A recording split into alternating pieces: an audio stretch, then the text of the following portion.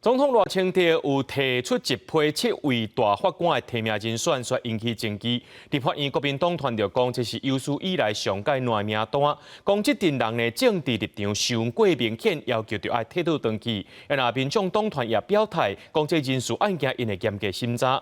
民进党团是呼吁拿白，唔通政治操作。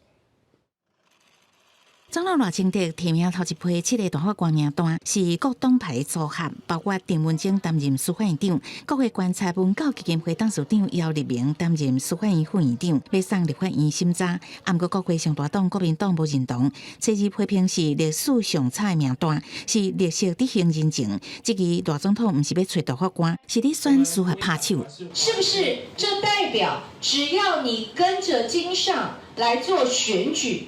然后，当他选上之后，吃香喝辣，位居高官。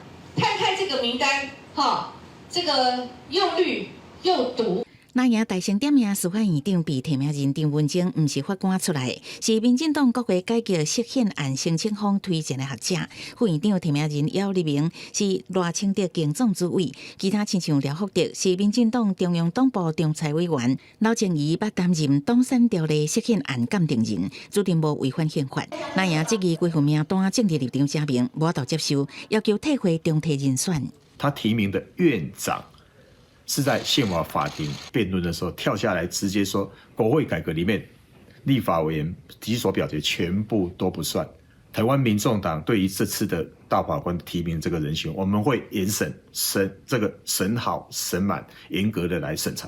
民众党团嘛不满赖清德甲司法院应该严守公平甲独立当作作家，话讲提早开议，严审重大人事提名。面对拿白新会期，但是搁再联合有过半席次，大法官提名恐惊无度过立法院这关。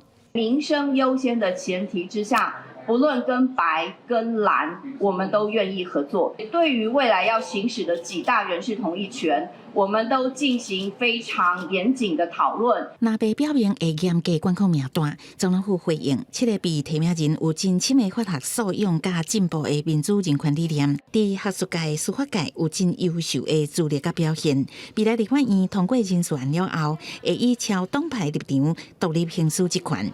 记者综合报道。